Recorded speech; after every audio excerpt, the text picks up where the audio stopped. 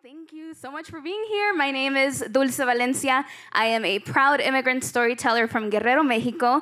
And thank you. And it is an honor to be here at the Sunrise Collective representing Define American. Define American is a nonprofit organization that empowers creatives and storytellers to tell nuanced and diverse stories about immigrants and their stories. We were founded in 2011 by Pulitzer Prize-winning journalist, Tony-nominated producer, Emmy-nominated filmmaker, and a friend to many of you all in this room, Jose Antonio Vargas. Let's send him some love. He, unfortunately, has COVID and could not be here. Yeah, but he has a serious case of FOMO, so no one tag him on Instagram because it'll make him cry. So it is my honor, truly, to be here previewing for you all our media reference guide entitled Telling Authentic Immigrant Stories, which you will see the title on the screen. It was very important for us to preview this guide here at the Sunrise Collective in acknowledgement that AAPI immigrants are the fastest growing immigrant group in this country and are projected to be the largest immigrant group by 2050. We are also in an election year, as y'all know. So right now, we're going to start seeing, if you haven't already, a lot of harmful and just untrue narratives about immigrants and who they are and their stories. This guide, more than anything, is a tool for creators and storytellers like yourselves in this room to use to help us combat these harmful stereotypes and helpful storylines. Our research has shown time and time again that stories can and do change hearts and minds. So you all have an incredible job, and that is to change the hearts and minds of people around immigration and immigrants. I will preview for you all just a little bit of what's on our guide. Next slide, please. You will find some tips that are helpful when creating immigrant stories. Spoiler alert, hire more immigrants, consult with them. There's a lot more. Next slide, please. You will also find some stereotypes and language to avoid about immigrants. I really want to highlight the depiction of immigrants as criminals because Define American publishes original research. And in our latest research report with USC's Norman Lear Center, we found that 40% of all immigrant characters on TV were portrayed in association with a crime. And this just perpetuates a harmful stereotype that immigrants are criminals when we know that that is not the case.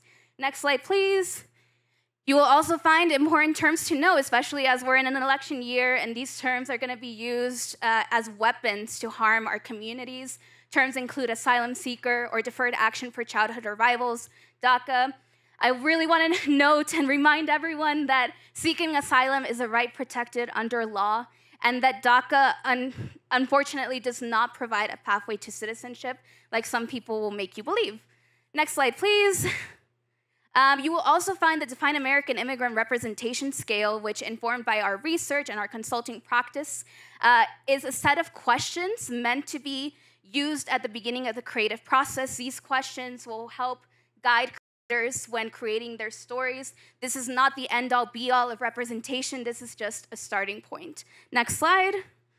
And to see the full guide, which there's a lot more that I didn't talk about because I could spend the entire evening, but we have some great panelists here, so I'm sure you all want to hear from them. Please scan the QR code for the entire guide. You will also have one-pagers in your seats. You can scan it there. And without further ado, I will now hand it over to our incredible moderator, Richard Lui, who's a news anchor at NBC News and MSNBC. Richard is the grandson of undocumented immigrants and has been covering immigration for 15 years. Thank you, Richard, and welcome.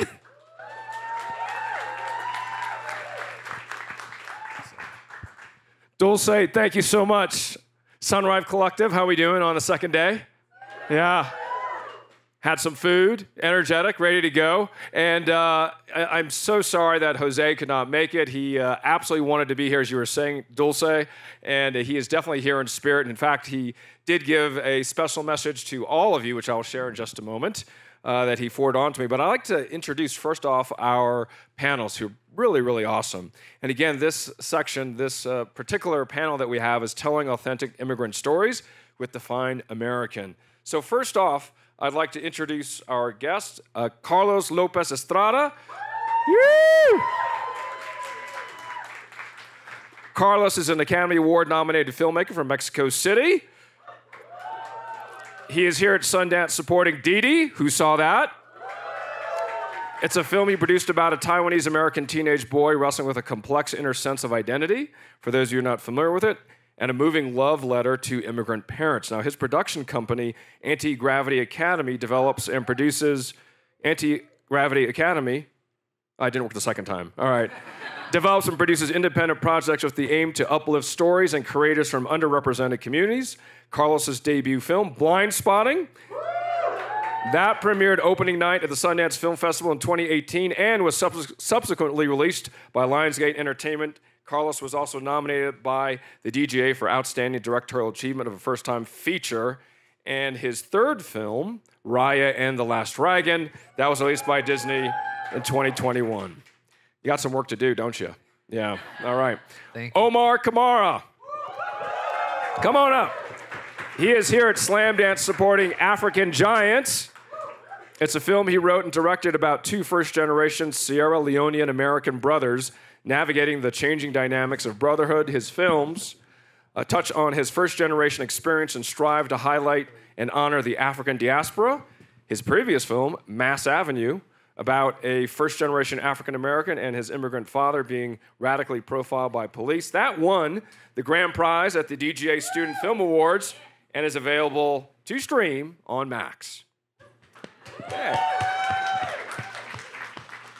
Geena Rocero, born and raised in Manila, Philippines, is a 4-time Emmy-nominated producer and director of Caretakers. It's a 4-part original documentary series with PBS, which I just learned recently, which is amazing, given how many different things she does. Her award-winning memoir, Horse Barbie, that released on May 30th, 2023 by Penguin Random House Imprint. The Dial Press is the recipient of the 2023 Them Now Awards for Literature. She is a 2023 Glamour Woman of the Year. And again, making history as the first Filipina to receive that honor. Woo! Yes. Alessandra Lacorazza. Alessandra is here at Sundance supporting In the Summers, a film that she wrote and directed about two sisters navigating their loving but volatile father during their yearly summer visits to his home in New Mexico. Her work deals with personal and cultural memory and incorporates themes of migration, alienation, community, and resilience.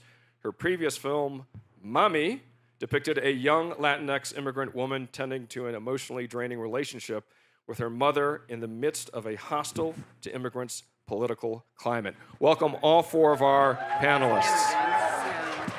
Now, I gotta say, my friends, I rarely ever read bios. Rarely. But I had to do it this time because all 4 of these great storytellers have such rich fabric to their backgrounds. And so I wanted to give rightful due to everything that you've done in short. So let me start with this. I'm gonna start with, oh, thank you so much. My crib notes for the new report out, which you should absolutely read, which I did. I want to start with what Jose said to all of you. He said, he just texted me this, saying, "We can't have this conversation here at Sundance without acknowledging that immigration is a defining issue of this election." And I put that in parentheses. "Culture is politics, and every day our political culture is drowning in anti-immigrant rhetoric and downright lies and misinformation about immigration. How do we fight that? By telling authentic immigrant stories." Jose Antonio Vargas, circa 2024, 3 hours ago. Yeah. Hey, let's start with this, Carlos. What is, and react to what Jose said here, what is an authentic immigrant story? Thanks for helping me go first. Yeah. That's what happens when you're sitting next to me. I was just hearing Dulce talk, and honestly, I just kept thinking, it's like, this woman should be running for some type of office, because I think... All right, Dulce, yeah? I don't know where you are, but... Right here. You're incredible. Yep. What does it mean? Oh, that's such a hard question. I think what it means is to base the storytelling on truth, and that is like such a hard thing to try to unpack because what is truth? I don't know. I don't know that anyone does.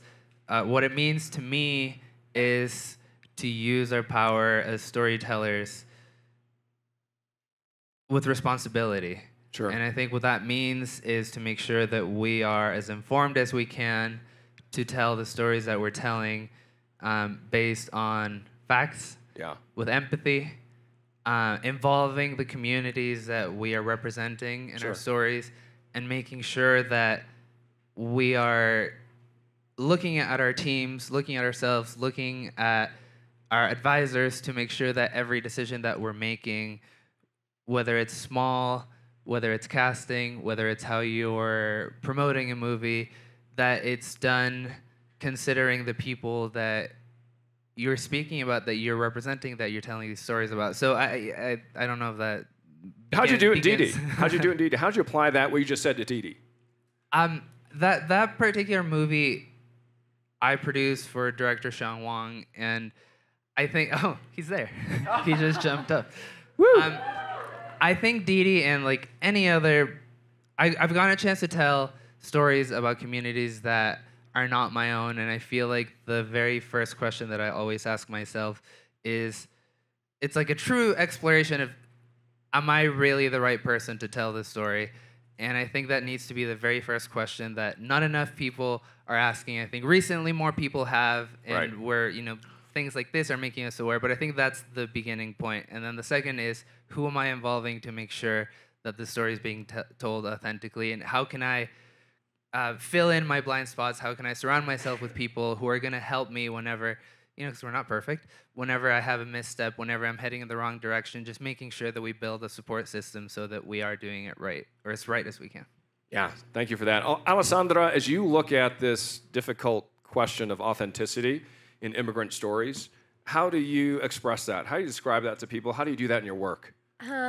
Well, I can kind of speak to what I did in the Summers, that it is loosely based on my life a little bit. So I was depicting a Latin man who has drug addiction and anger issues, which could be very quickly go into stereotype.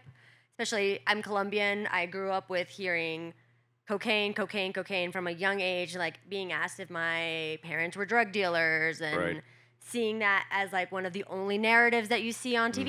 For me, when I was approaching this film, it was very important to me that even though this is my authentic story, to make sure that it was told with nuance and love, and what you say, with empathy, with like not judging, you know. And I wanted him to be well-rounded, like my father was. Like, yes, he was an addict, but he was also a great dad in a lot of ways, you know, within his difficulties and all his other stuff. You know, like, he taught us so much. Like, my sister and I are like the people we are because of my father. And that was really important for me to come out. So I didn't want to be like deadbeat dad, deadbeat Latin dad. Like, I've seen that. Not interested in that story. I wanted something that felt deeper, and seeing the good along with the bad. And that, I think, for me, was important for it to be authentic. Were you tempted to show perfection from one stereotype to another? Were you open with showing the gray spaces? I'm all about the gray. Yeah. Actually, I think that's something with all my films. Like, I am only interested in the gray. Yeah. Omar, how about for you? In your works, and congratulations, by the way. We're all looking forward to seeing your film here. Talk about as well that idea of how you reach the idea of authenticity and expression of your work. Yeah, I think it's just echoing what everyone is saying. I think the word I would use is trying to showcase complexity. And that it not being painting in broad strokes, but like there's a lot of different things happening. I'm the proud son of Sierra Leonean immigrants that are very excited for me to be here. My mom actually messaged me and said, I have a voice note, and she said, "Oh my God, I just found out Malia Obama is there." She said, "My son is in the same town as Malia Obama. America, anything can happen." You have finally made it. I made it. She's like, Malia Obama. She's like, "Take a picture for me." So I think for me, it's about showing complexity. And the film actually is about me and my brother, who's here. He likes to say loosely based, but to me, it's pretty closely based. But I think what I wanted to show is that, like, we have a relationship that is very nuanced. we have parents from Sierra Leone that have certain ideas of what we should do and pressures of how we should live, and we do not always live in the line of that. Like, I have, my mom still doesn't know, well, if she sees it, she'll know now, she still doesn't even fully know I drink alcohol. Like, she's like she kind of has an idea, but she's like, not really. So I think just showing the truth of that, and sometimes the truth can be messy. Yeah. And I love what everyone is saying, that, you know, an immigrant person isn't a broad stroke, but they're a person who has little things, good things, bad things, temper. I really got emotional about what you were saying about your dad, because all my films, even African Giants, he's not in it, but his presence is in it, because he's a very complex man, a lot of good stuff, a lot of bad stuff, but I love him to death, and I know I wouldn't be sitting on this stage without him. And so it's just painting the truth of it. So complexity, I think, was what I would say. Complexity, yeah, great point. Geena, you've told so many complex stories in ways that we can actually understand and access emotionally and intellectually. As you have thought through how to tell these stories authentically, what's one of the best practices you can share with us about how you did it? How I did it? Yeah. I guess I'll start perhaps referencing my memoir, Horse Barbie, that came out last year. You were everywhere. I was everywhere, apparently. Good thing. It's also my first Sundance, y'all. Like, look at this space, right? I mean, starting here, amazing. I'd say this, you know, I was, a little backstory here. I was born and raised in the Philippines. I've lived half of my life in the Philippines, half in the US. You know, I'm a very proud transgender Filipina. So especially in this current climate that we are right now, when I was writing Horse Barbie, there was a lot of expectation of explaining my identity, like making those markers about what is right, all those things, right? There's a lot of those expectation. But when I was writing that, I think for me, it was all about, let me just tell this story of my journey from the Philippines, who at a young age started joining transgender beauty pageants, where it's a big part of our culture in the Philippines. Transgender beauty pageants go alongside with Catholic celebrations. During our pageant celebration, you know, it's actually the way to honor our Catholic saints. Yeah, that's how we do it. It's really, it's actually considered our national sport. And it happens, it is, yeah, and it happens throughout the Philippines. So starting there to like, telling the story about, you know, I was lucky to have the support of my parents to moving to America, which, you know, for in many ways, you know, people have said like, this is such a subversive way to tell this story, because there's that expectation of when I move to America, I'm gonna receive this freedom, right? And in some way, yes, because, you know, I talked about the mainstream visibility of transgender people in the Philippines, but we don't have political rights. We have no rights to change our name and gender marker on our legal documents. So when my mom, who moved to America and told me that I could change my name and gender marker here, I could be legally recognized. So I moved here because of that policy. But then when I moved there, when I started asking about the visibility that we had in the Philippines, where are the trans pageants on national television? It's like, there is no such thing. What are you talking about? And it's almost like the beginning of that, oh, now I'm entering into this culture that was, first it was a culture shock. I was 17 when I moved here. But it was the beginning of, I felt ashamed about my identity. You know, the first transgender representation that I saw on media was Jerry Springer.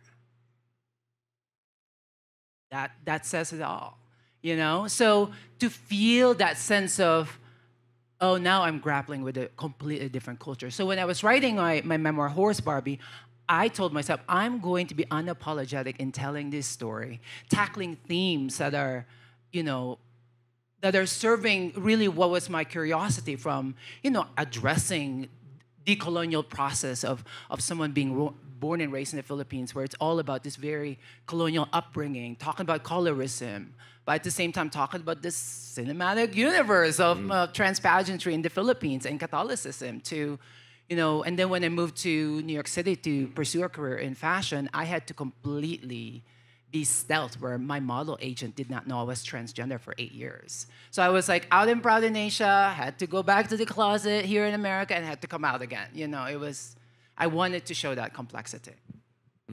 And done so well. You know, Omar, one of the things that you described were your parents.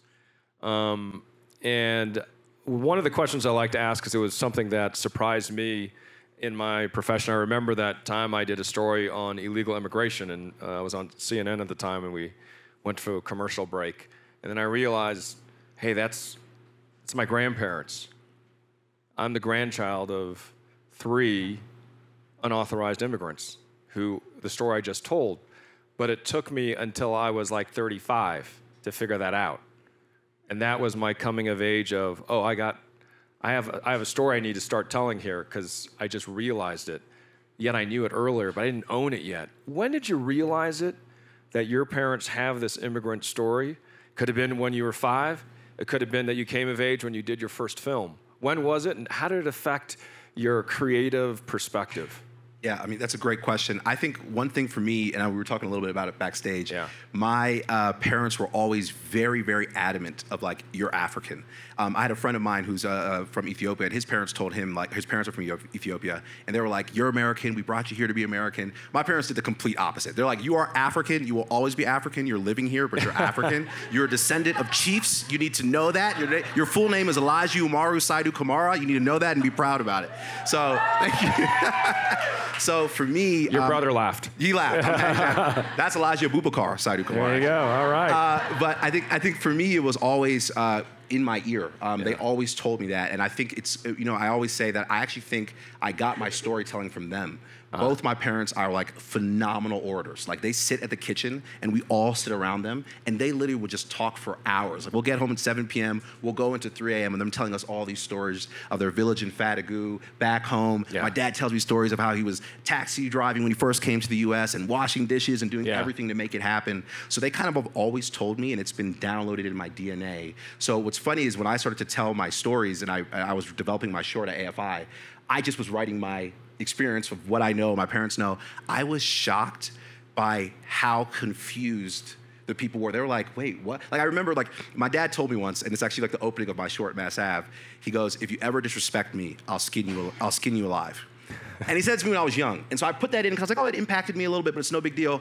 And at AFI, just a little, my mentor goes, well, if you were gonna start the film like this, at the end of the film, the dad needs to take a knife, put it to his son's neck so we really know he means it. And I'm like, my dad would never actually skin me alive. Like, he's trying to say, don't disrespect me, respect your elders. That's like a cultural thing. So it was funny to try to explain these little nuances to people.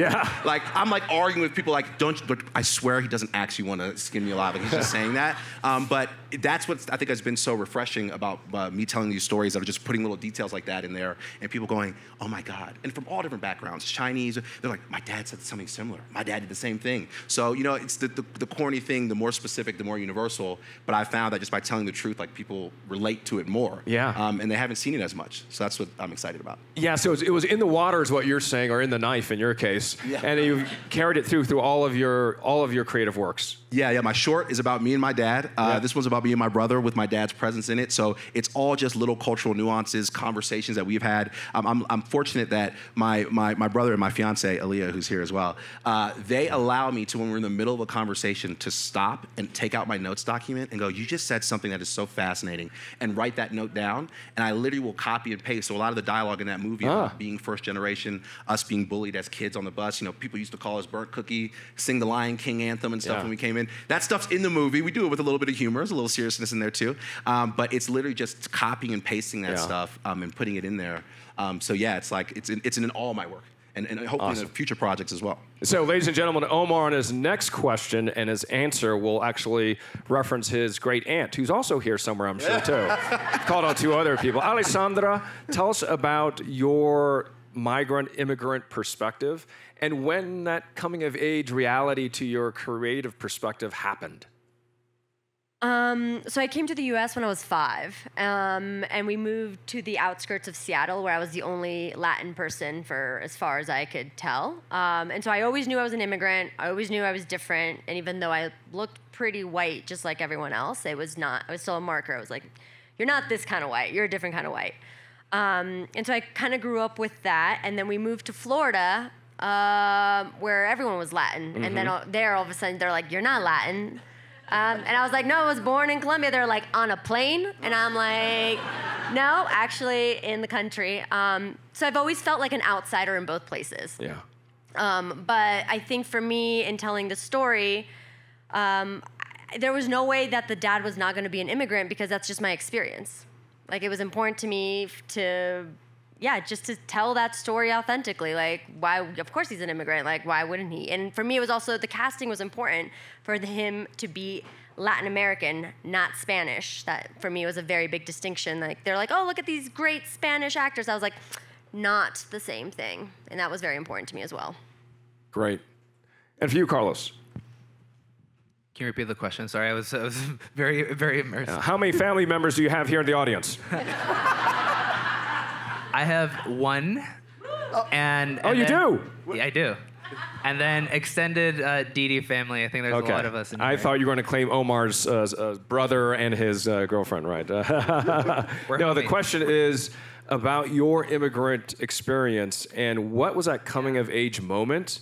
You know, I was telling mine, it happened very late in life. Yeah. And then I was like, holy bleep, you know, I got to do something about my storytelling. I grew up with a visa. I was born in Mexico City. I grew up with a visa and being able to travel between Mexico and the U.S. so easily.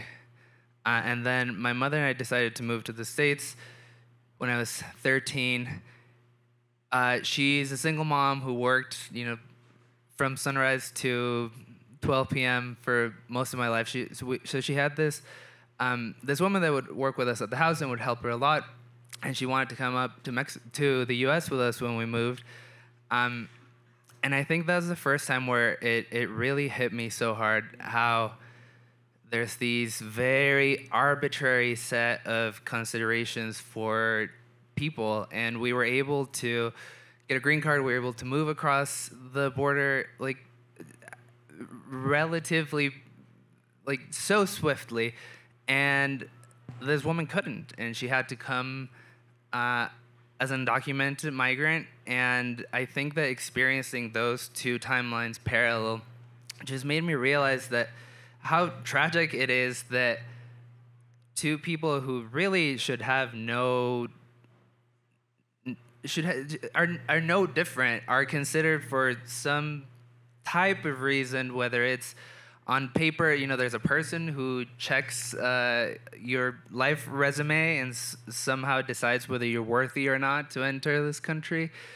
And it just seemed like such an insane injustice. And I think ever since then, I've just been hyper aware of this crazy privilege that so many people have, and this and the disparity between millions and millions of people who, for entirely human, reasonable reasons, are not able to have the opportunities that I did. And that just, to me, was so mind-boggling. Yeah, when you said that, Carlos, something came to mind for me. I was thinking about, we use the terms often, white privilege, male privilege, immigrant privilege. And we forget we have that. Yeah, I mean, it's something that to some people is an impossibility. Yeah. To so many others is just something that you don't even have to think about. And I think that it's our duty to be able to do anything we can so that we can bridge that gap and make it not as impossible for people to have basic human rights and to be able to search for better life and opportunities here. So I'm very happy to be here today, very happy to be partnering with Define American and a bunch of different initiatives, and I think the work that they do is truly life-changing. So I would encourage us all to really, really look into the QR code that those who just posted. If you are a storyteller, to make sure you reach out and that you figure out not only how to do your work responsibly, but how to allow your work to have the greatest impact, because as storytellers, really, we are shaping the culture. We are asking the questions, and we are directly or indirectly affecting policy. So I'm happy to be here. Awesome. Alessandra, to you on this one. I think what's intimated here is when we talk about some of the concepts that Carlos brought up, this idea of different generations, right, of immigrants that are here. From your point of view, and your generation as an immigrant and your immigrant story to the United States, when did you first see yourself portrayed in media your story portrayed, your generation of immigration? I'm not. That's hard. I think maybe the closest representation I've ever seen to my life, which is like a queer Latin person. I'm not even sure they were immigrants, but was the show Vida. That was the first time I was like, oh, okay, someone read my diary and put it into a show. But I mean, there was so little representation, both Latin and immigrant. I mean, I think I watched a lot of Lucy growing up. So like Desi Arnaz, I'm like, he's Cuban, which is not Colombian, but like getting closer.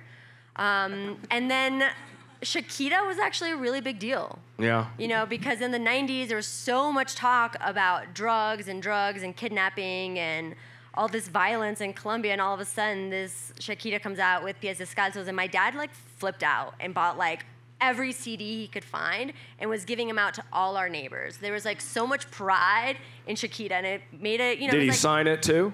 I mean, you know, I'm not sure. I should look back on those tapes. Yeah. That's fantastic. How about you, Geena? You know, as I mentioned, I have this very complex relationship with that because, you know, at such a young age, I've seen transgender women on beauty pageants, not just on mainstream television, but on our neighborhoods. Like pageants are done on the street in the neighborhoods during, again, Catholic fiesta, right? It's that mainstream. Part of the culture, right? It's part of the culture. Yeah. When I moved to America, as I mentioned, seeing, you know, trans women, Jerry Springer, I remember when I started joining pageants and I became a pageant diva. Right when I was leaving, but not anymore. You're much nicer. You know, yes. Not really, but I'm nice. I'm nice. When I was leaving Philippines, my pageant mentor shared with me this newspaper clipping of this trans model. Her name is Carolyn Cosi. She has a mini spot on James Bond. Role, and it was in the 80s, and she, once that film came out, she got outed. So she was sharing this to me because I was telling my pageant manager, my mentor, my trans mother, she told me that, you know, because I wanted to be a model, this is a person that, you know, to look up to.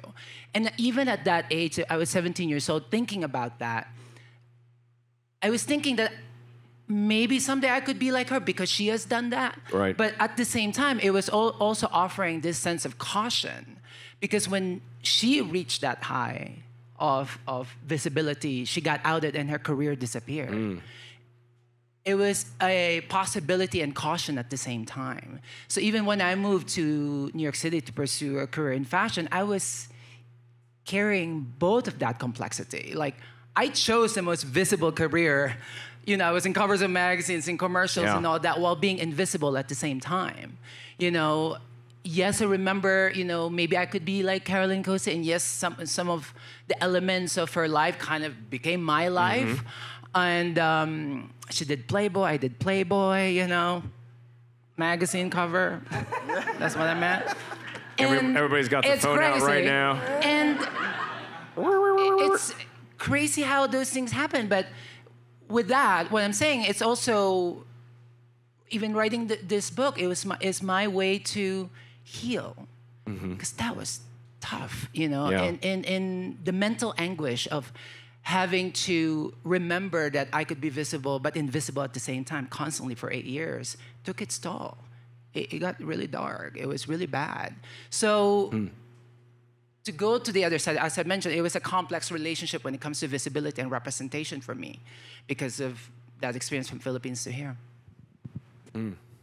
Thank you for sharing that. To Omar and Carlos, as much as we look at what might be called mainstream or on the big screen, we are here at Sundance. There's also the small screen. I mean, for me, I think of American-born Chinese in terms of seeing things that actually represent my journey, as well on the small screen. Wong Fu was also one of the ones I saw on the small screen, if you will. Talk about small screen and big screen. Where you've seen yourselves in media, in culture, for the first time. I think you can arm wrestle. By the way, please interrupt each other. This is not like talk. Feel free to interrupt each other. Yeah, I mean, I think for me, it was actually like in film school. It's funny. I almost don't even know if I was fully aware that I wasn't seeing my particular experience of my parents being from Sierra Leone, me being born here. And I even would even make it a little bigger, like you said, close enough. West Africans, like I got a lot of love for Nigerians and Ghanaians as well. So for me, it's like I think when I got to undergrad, it was the first time I ran into people who also from different cultures, like, but they knew what I was going through.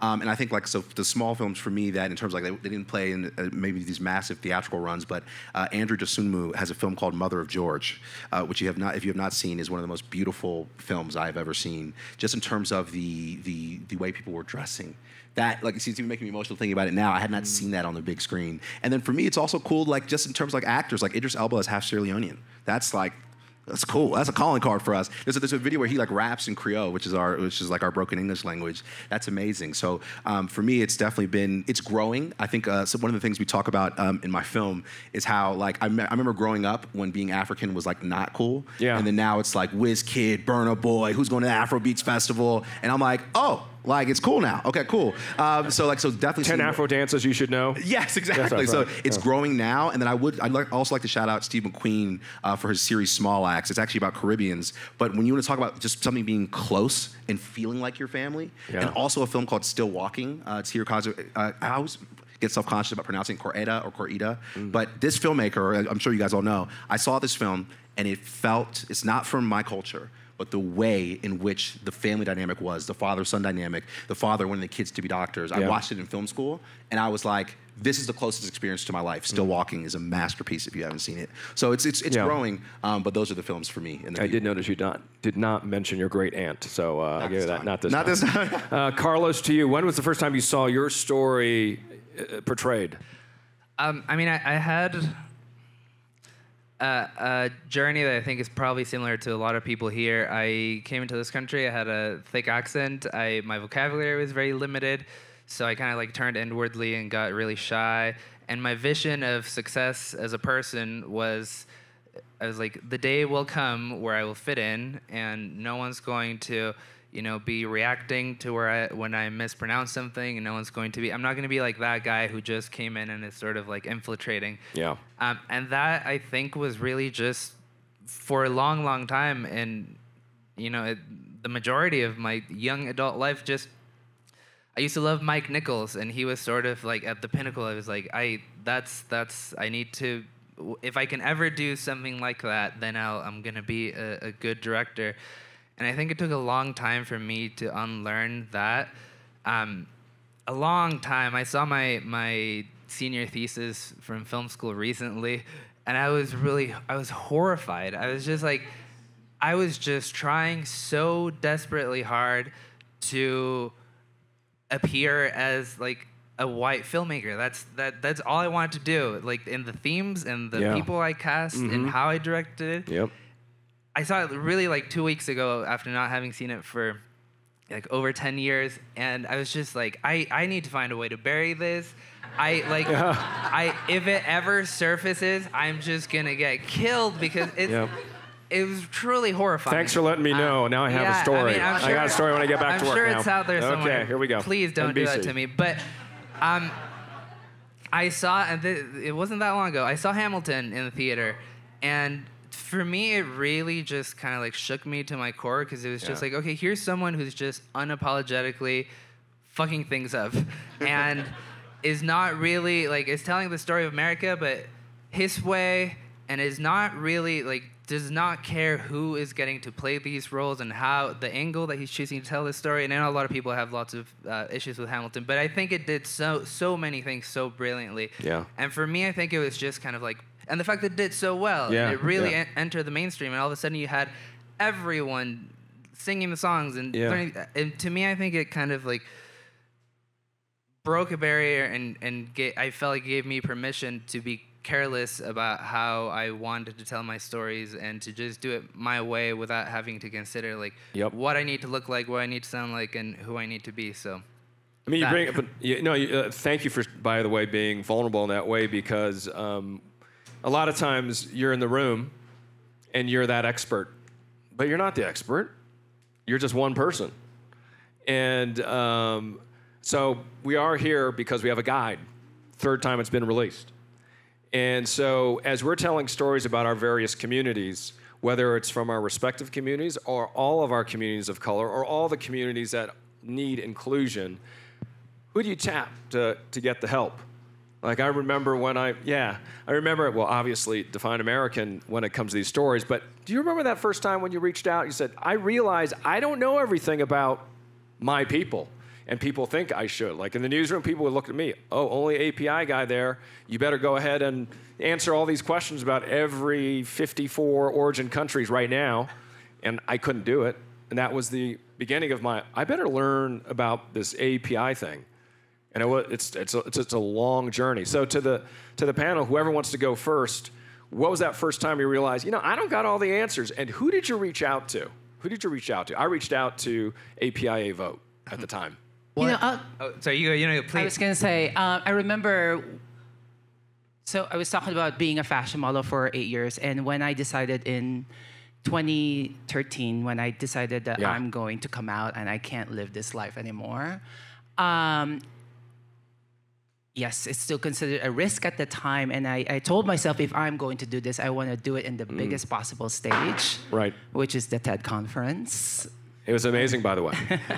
And I remember the possibility of what it could mean. And I reached out to GLAD, who's also in partnership with Sunrise House, with Define American, where I've never done any media training. I was a pageant girl. I could, do Q&A.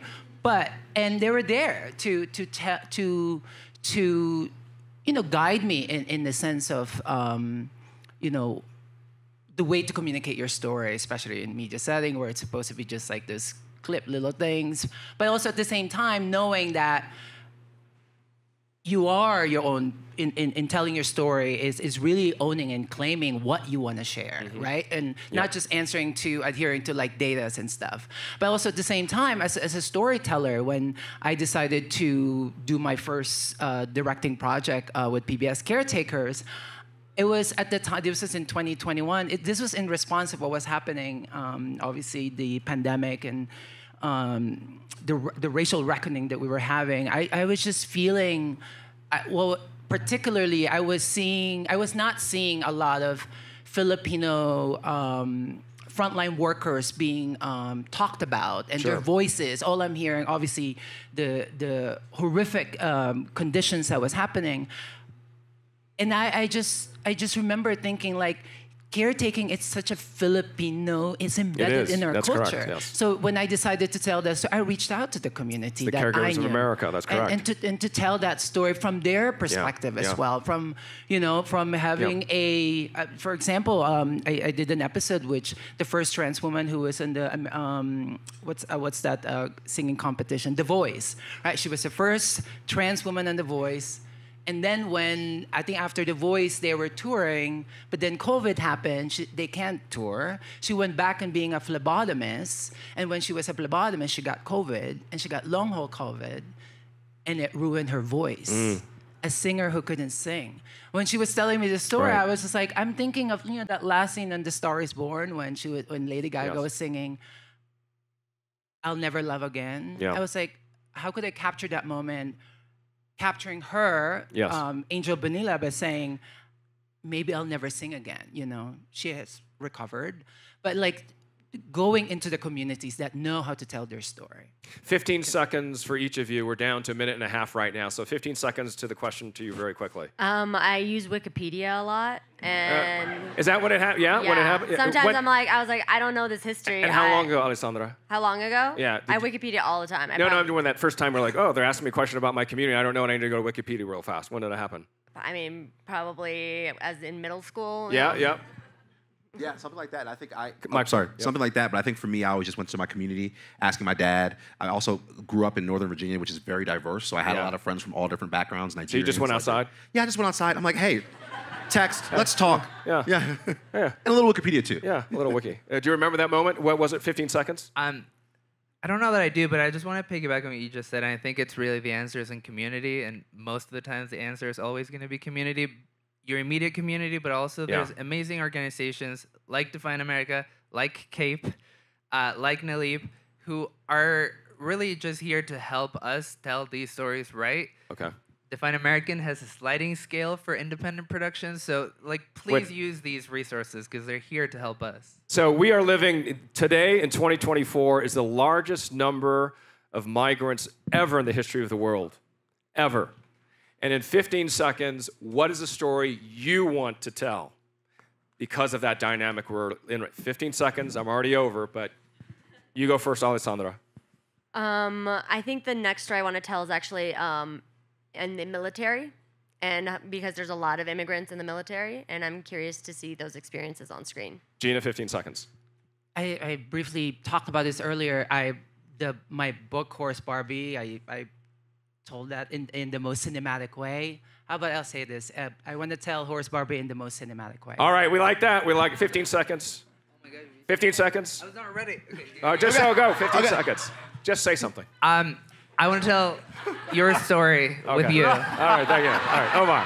Okay, for me, I'm gonna go very quickly. 2 stories. I have one movie called Rice that's actually about a family trying to heal from domestic violence. Again, with that complexity, there's bad things happening, but it's also people in process trying to heal. And then another movie that I'm doing is that I'm hoping to do is Tiger. It's an MMA movie about someone being ashamed with African identity that ends up ending not being ashamed and comes out with the Sierra Leonean flag instead of the American flag. Telling authentic immigrant stories. Thank you to our panelists. Thank you.